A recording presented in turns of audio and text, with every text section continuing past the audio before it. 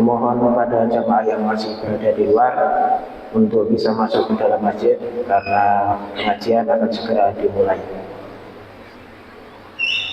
Assalamualaikum warahmatullahi wabarakatuh.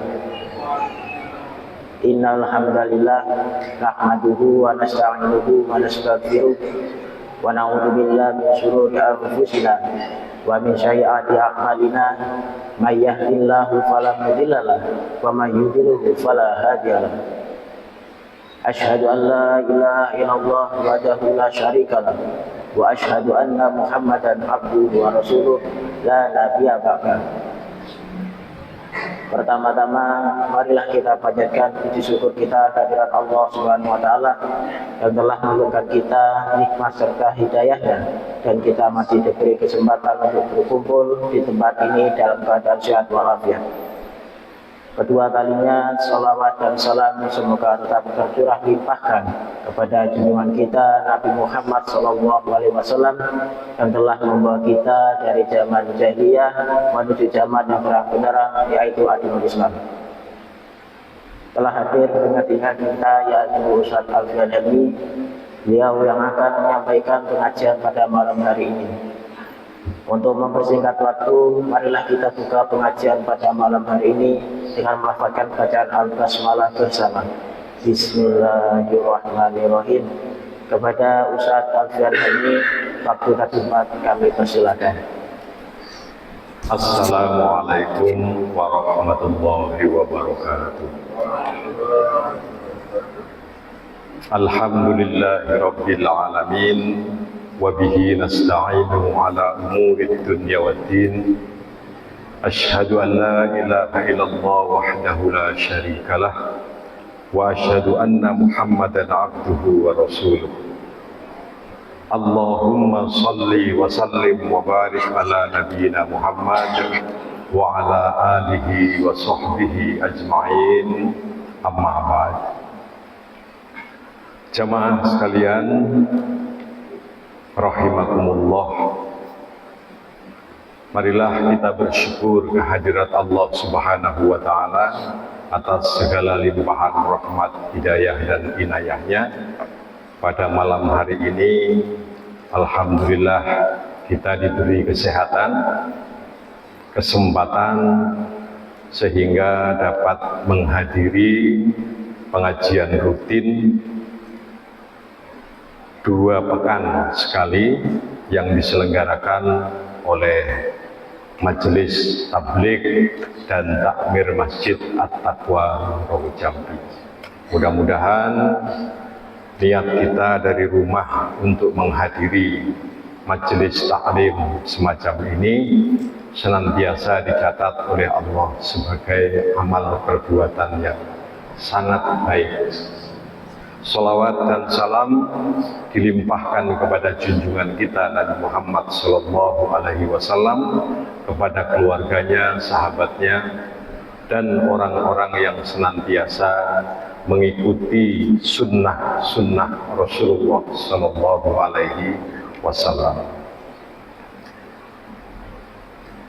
Sebelumnya saya berikan pengumuman bahwa saya dapat informasi dari Mas Bambang Irawan bahwa untuk malam Ahad besok yang akan mengisi pengajian adalah Bapak Kiai Haji Nur Bani Yusuf dari Batu Malang yang merupakan pimpinan wilayah Malang, kemudian Majelis Ulama juga daerah Batu Malang, yang pada saat Idul Fitri yang kemarin mengisi di khutbah Idul Fitri di Rogo Jambi. Jadi mohon informasi ini diteruskan kepada teman-teman, tidak hanya lewat grup WA, sebab anggotanya juga terbatas, sehingga informasi ini menurut saya harus segera disebarluaskan, karena ini merupakan kesempatan bagi kita luar biasa Kalau ingin mengikuti pemikiran-pemikiran beliau bisa dibuka di Facebooknya. Ketik saja Nur Bani Yusuf, di situ ada banyak pemikiran-pemikiran beliau yang luar biasa menurut saya. Saya sering membaca tulisan-tulisan beliau yang ada di Facebooknya. Jemaah sekalian, itu informasi dan dimohon untuk disebarluaskan. Tapi insya Allah jadi ya, jadi insya Allah jadi, alhamdulillah. Baiklah jemaah sekalian, pada 2 pekan Jumat yang lalu kita sudah membaca keputusan Majelis Tarjih tentang zakat, baik itu zakat fitrah maupun zakat mal. Sekedar untuk mengingatkan saja bahwa di dalam Al-Quran yang berkaitan dengan 8 asnaf itu memang menggunakan kata sodakoh, tetapi sering diartikan dalam kurung zakat. Khud min amwalihim sodakoh, ambil dari harta mereka sodakoh. Innamas sodakotu lil fuqara, dan seterusnya. Karena apa? Karena kullu ma'rufin sodakoh, setiap perbuatan yang baik itu sodakoh. Zakat adalah sesuatu yang baik, infak sesuatu yang baik. Jadi istilah secara umum memang sering disebut sodakoh. Macamnya bisa zakat, bisa infak. Kalau zakat terikat oleh aturan-aturan secara fikih, yaitu nisab, haul, sedangkan infak tentu tidak terikat oleh itu, melainkan setiap saat kita bisa menginfakkan harta kita. Infak yang wajib adalah infak atau nafkah kepada keluarga, sedangkan yang sunnah adalah untuk kaum kerabat kita, kemudian orang tua kita, yatim, dan lain sebagainya. Ini yang sempat kita sampaikan pada pertemuan yang lalu. Disebut sodakoh,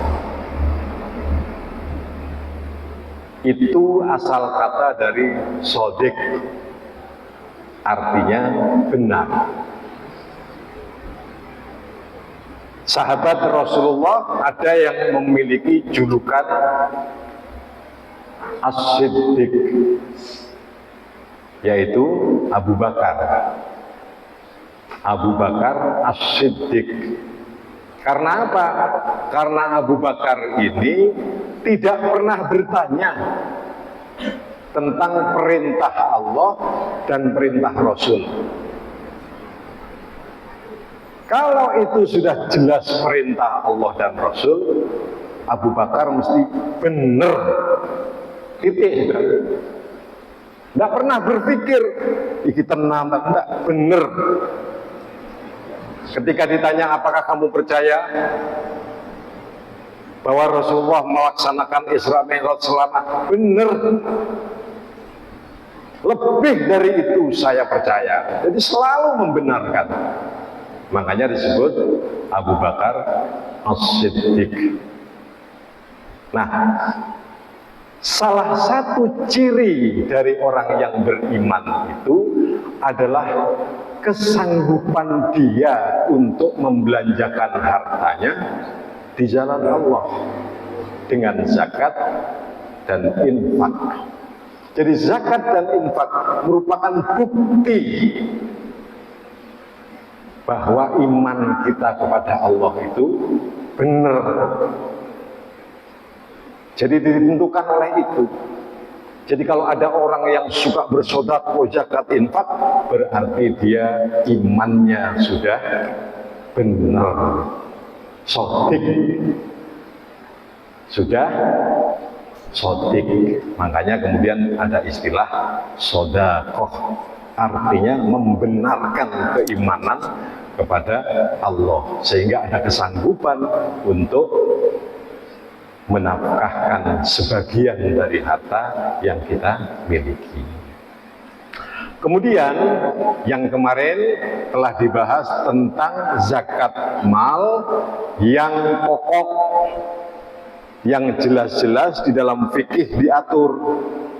Yang pertama tentang zakat pertanian, kemudian zakat emas dan perak.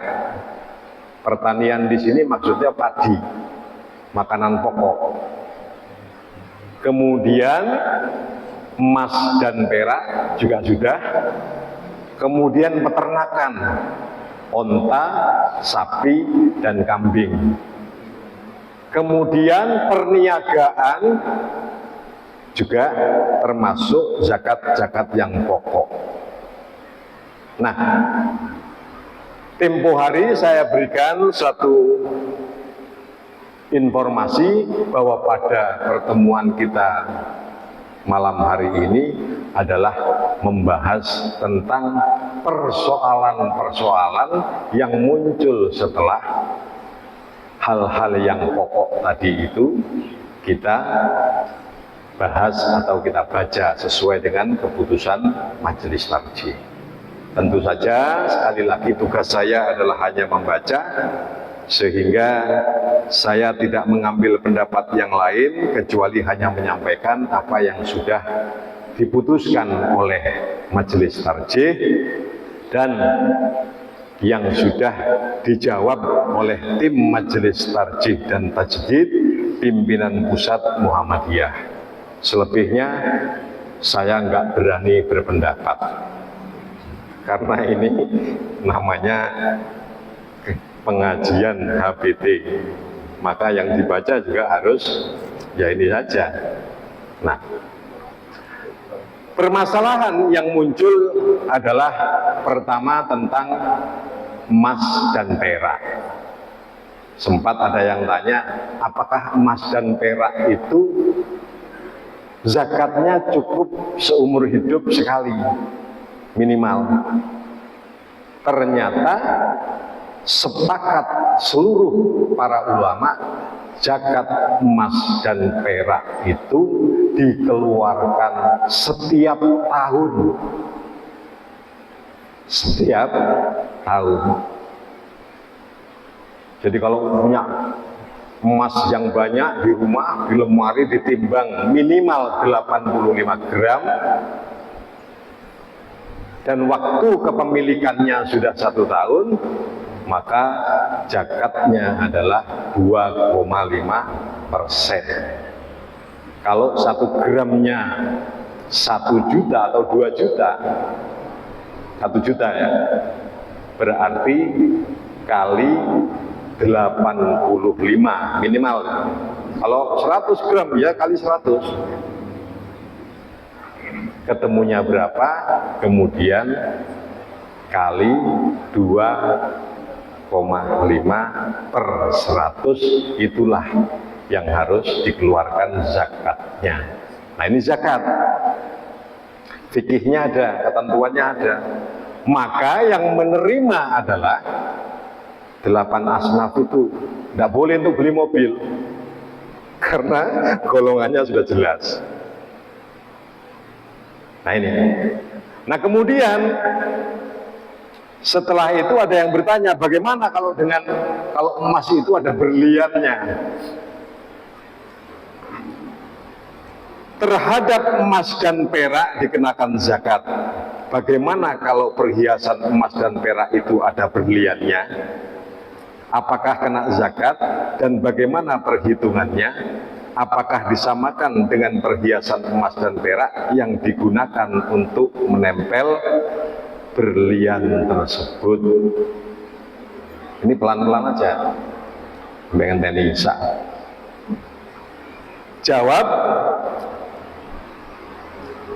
barang perhiasan yang terdiri dari emas dan perak, termasuk rangkaiannya seperti permata dalam perhiasan itu, lebih utama dikaitkan perhitungannya dengan perhiasan dari emas atau perak, dengan memperhitungkan harga perhiasan keseluruhan dan dikeluarkan zakatnya 2,5%. Jadi secara keseluruhan itu, dengan catatan pengeluaran zakat bagi emas dan perak dan infak bagi perhiasan beliannya tadi. Jadi bunyinya infak sudah.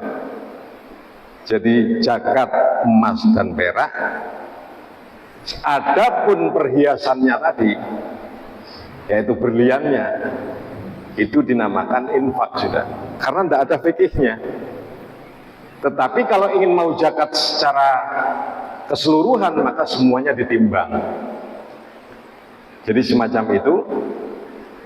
Atau batu perhiasan lainnya, mengingat bahwa zakat bagi perhiasan yang bukan berupa emas dan perak memang tidak ada.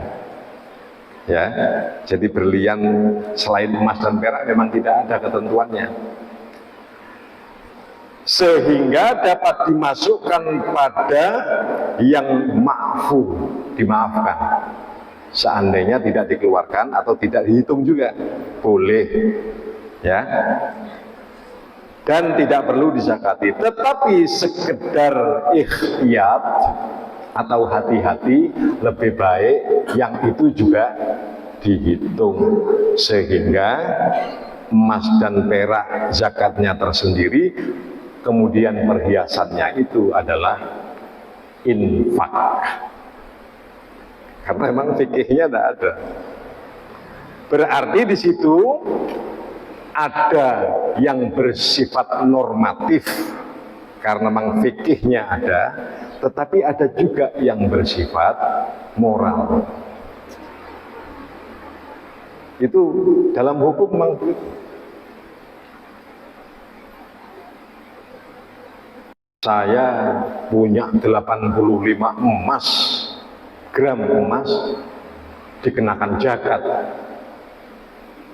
Rumah susun 3, isinya mobil mewah 3, itu fikihnya tidak ada. Apa terus gak zakat?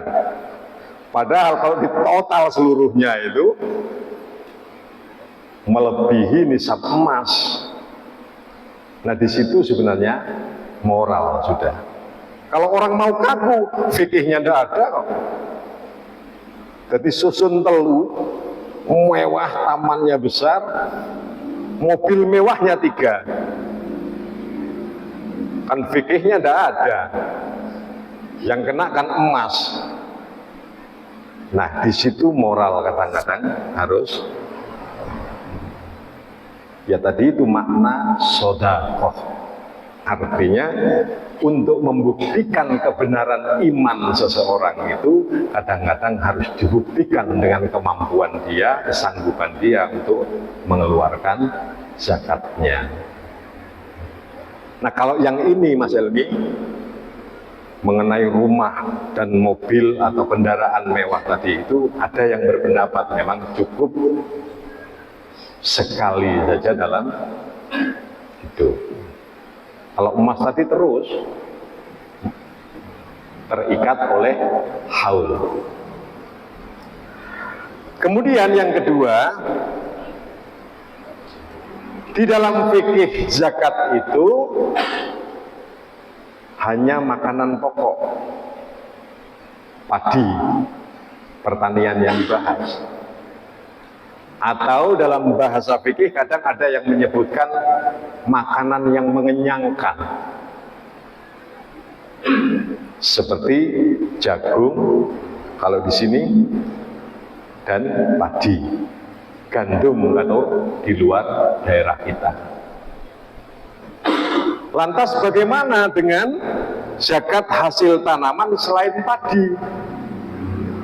Kalau padi dinyatakan ada fikihnya, 7,5 kuintal minimal sudah terkena zakat 10% atau 5%. Semongko, cabai 90.000 sekilo, wong Sorjo itu mobil itu gonta-ganti semua masyarakat sana itu. Lombok tidak ada, Pak, dalam BG. Nah, itu ulama mengatakan yang mengenyangkan. Yang dimaksud itu pokok, padi, jagung, seperti yang kita keluarkan pada saat zakat fitrah. Sabrang, nek pas larang itu, Lombok, semongko, apa kemudian nggak kena zakat itu? Nah, itu lah ukuran mengenyangkan. Kalau sing wareg, Pak. Orang sini ini kalau ditanya, mari mangan jemblem yang dari sawi itu, singkong, entek telu. Ditakoni wis mangan sampean durung. Karena apa? Karena belum makan nasi tadi itu. Jadi bukan persoalan mengenyangkan atau tidak mengenyangkan, tetapi hasil yang dihasilkan itu sudah sangat melebihi dari padi. Bagaimana zakat hasil tanaman yang bukan makanan pokok? Sebab sekarang banyak yang mengganti tanaman padi dengan tanaman lainnya seperti bawang putih, kedelai, jeruk, semongko yang hasilnya berlipat dibanding dengan hasil padi. Jadi para petani ojo ales, kan duduk pari.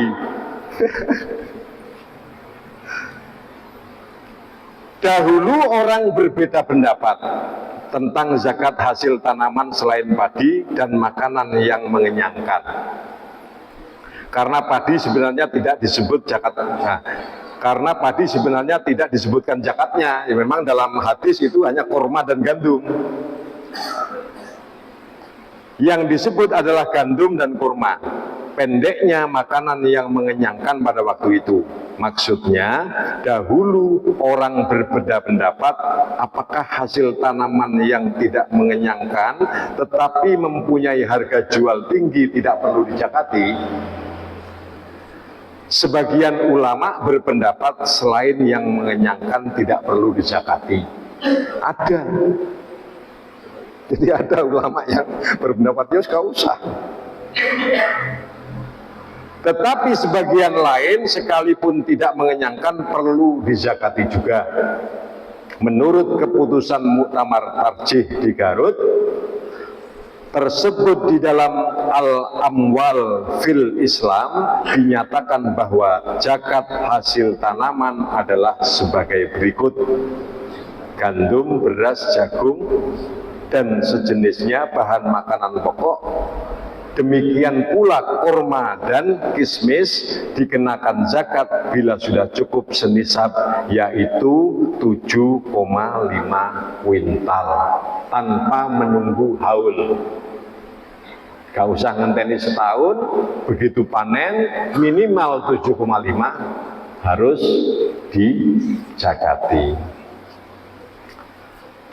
Yang kedua, hasil tanaman selain tersebut di atas seperti tebu, kayu, getah, kelapa, lada, cengkeh, buah-buahan, sayur mayur dan lainnya, ketentuan nisabnya adalah nilai harga 7,5 tadi. Jadi kalau 7,5 padi harganya misalnya 18 juta, kemudian kita punya panenan cengkeh harganya sama dengan ketika kita menjual padi, maka cengkeh itu nisabnya sama dengan nisabnya padi. Dan zakatnya juga sama, 5 atau 10 tergantung biaya pengairan. Dasar mengenai zakat baik tanaman pokok maupun lainnya adalah firman Allah surat Al-Baqarah ayat 267. Hai orang-orang yang beriman, nafkahkanlah di jalan Allah sebagian dari hasil usahamu yang baik-baik dan sebagian dari apa yang kami keluarkan dari bumi untuk kamu. Jadi meskipun bukan tanaman pokok, Allah mengatakan sing teko lemah merujuk itu dan menghasilkan hasil yang sama dengan padi makanan pokok, maka zakatnya disamakan dengan duren. Wih, sekarang musim gak kena, gak ono duren.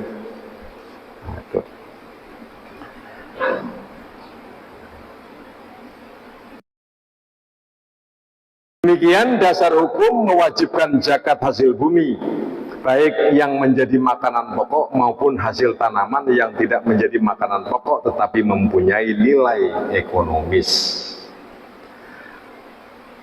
Sama, zakat peternakan itu unta, sapi, kambing. Anak poyo piye poyo. Nah, ayam. Nah, ayam potong itu dan puyuh memang bukan zakat peternakan, tetapi masuk ke dalam zakat perniagaan atau perdagangan. Sama, ada modal, ada keuntungan. Modal dan keuntungan senisab emas, maka dikeluarkan zakatnya 2,5%. Jadi hati-hati.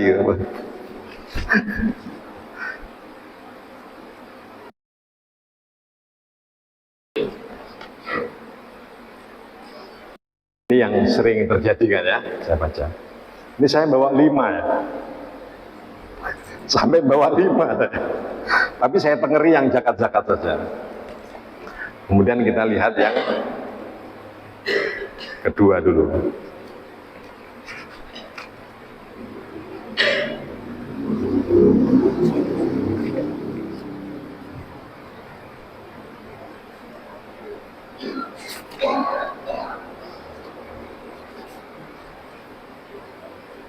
Zakat gaji yang berlaku di rumah tangga. Zakat pohon kelapa 10%, perhiasan emas 2,5% dan gaji 10%. Berapakah zakat gaji yang sebenarnya? Ini menggunakan kata zakat.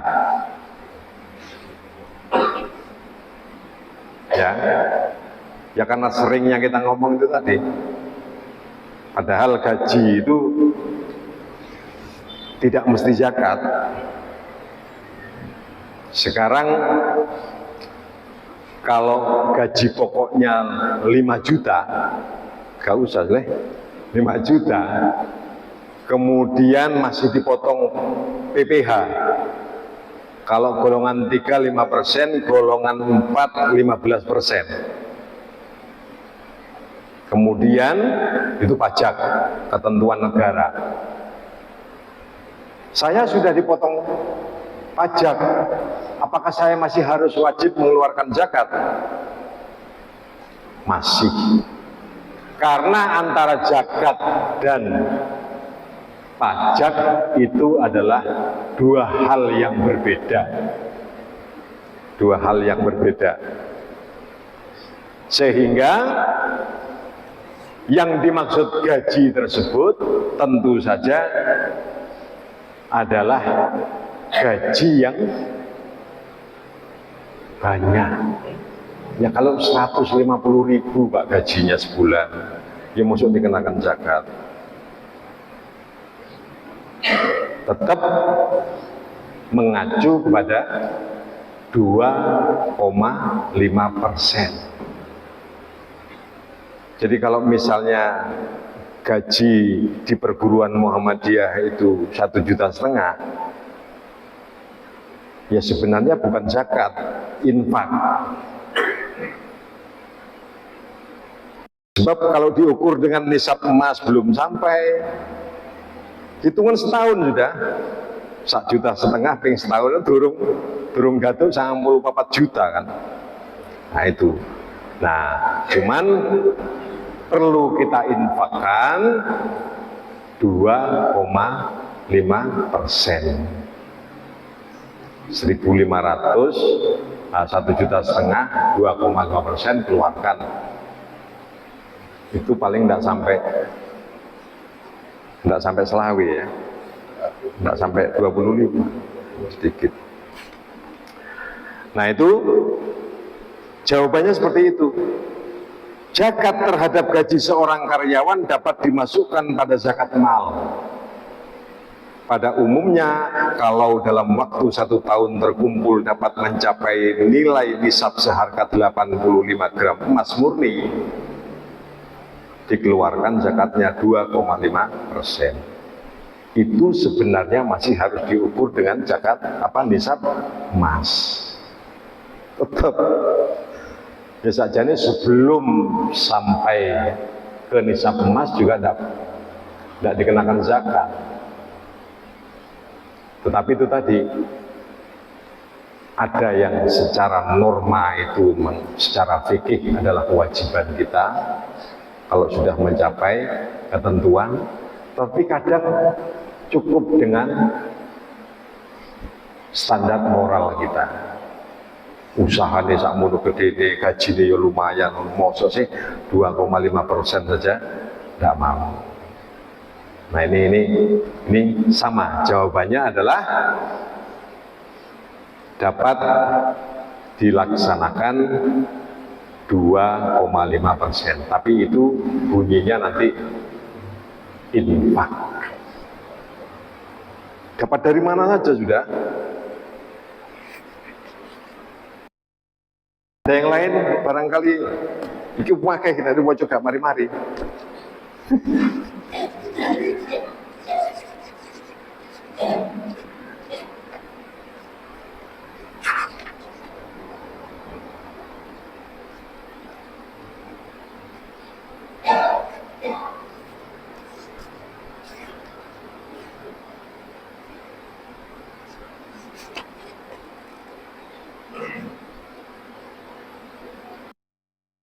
Nah ini yang seperti yang saya sampaikan tadi supaya jelas dibaca juga.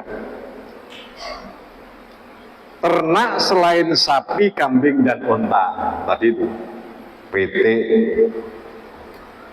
Zakat ternak, kambing, sapi, dan unta telah ditentukan, baik nisab maupun jumlah atau kadar zakatnya. Bagaimana cara mengeluarkan zakat pengusaha hewan yang bukan tersebut di atas? Mohon penjelasan dan dalilnya. Jenis hewan selain yang telah ditentukan dalam nas seperti kambing, sapi, dan unta, nisab dan kadar zakatnya disesuaikan dengan sapi, kambing. Ya. Adapun pemeliharaan ternak seperti ayam, sembelihan, burung dara atau burung puyuh untuk konsumsi telurnya atau dagingnya yang waktu panennya hanya beberapa bulan saja, maka diperhitungkan sama dengan harta perdagangan. Sama dengan dagangan. Berapa modal awal tahun dan berapa jumlah modal dan laba pada akhir tahun, dikeluarkan zakatnya 2,5%. Dalilnya masuk pada pengertian umum ayat 267 surat Al-Baqarah. Artinya dari semua usaha yang baik yang kita lakukan harus dizakatkan Kasab dapat meliputi perdagangan yang berupa jual beli barang dan juga jual beli ternak yang dalam nas belum disebutkan dan tidak ada kemiripan dengan hewan-hewan yang telah disebutkan dalam nas. Jadi kalau ayam, burung puyuh, kemudian apa lagi ya? Lele. Ya lele, yaitu masuk perdagangan, bukan masuk peternakan. Jadi ukurannya adalah perniagaan, di mana modal yang pertama kemudian 1 tahun, modal dan keuntungan di total ternyata senisab emas, maka dikeluarkan zakatnya 2,5%. Jamaah sekalian, yang jelas semuanya itu adalah sangat tergantung kepada kita sekalian. Kita yang tahu apakah pantas kita memiliki harta yang sedemikian banyak, sedemikian mudah cara mencarinya, ya kan? Tidak tergantung kepada besar kecilnya atau menunggu nisabnya atau menunggu haulnya, kecuali yang memang pokok tadi itu, padi, emas dan perak, kemudian peternakan, onta, kambing, sapi, perdagangan, itu yang jelas-jelas sudah diatur. Mari kita tetapkan sesuai dengan ketentuan fikih yang berlaku. Tetapi untuk hal-hal yang lain,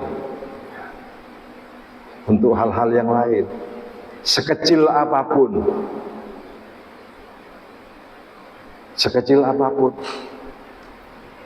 oleh kegiatan ini 500, oleh kegiatan itu 250, oleh kegiatan itu 250, oleh kegiatan ini 300, di total 2 juta, keluarkan 2,5%, berikan pada orang yang sangat membutuhkan.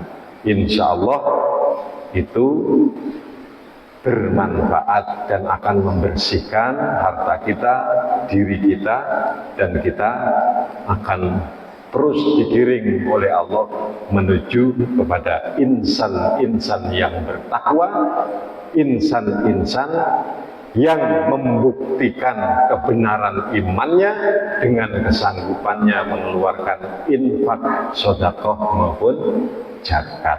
Itu yang penting, dan Muhammadiyah sangat membutuhkan infak, zakat, sedekah jamaah sekalian, meskipun hanya sedikit. Lazis membuka lebar pintunya, dapat gaji sekian, keluarkan, serahkan kepada Lazis. Mas Patria, Pak Edi, Bu Wiwit, Bu siapa lagi, Bu Ati, nah itu siap menerima dan mencatat semua zakat, infak, dan sedekah kita. Mari kita laksanakan itu semampu kita, sehingga kita betul-betul menjadi insan yang bertakwa, bersih lahir dan batin. Mudah-mudahan ada manfaatnya. Billahi taufiq wal hidayah. Assalamualaikum warahmatullahi wabarakatuh. Jemaah yang dirahmati Allah, demikianlah pengajian pada malam hari ini. Marilah kita tutup pengajian pada malam hari ini dengan membaca doa kafaratul majelis. Subhanallahumma wa bihamdika, asyhadu an la ilaha illa anta, astaghfiruka wa atubu ilaik. Kurang lebihnya dari saya mohon maaf. Wabillahi taufiq wal hidayah. Wassalamualaikum warahmatullahi wabarakatuh.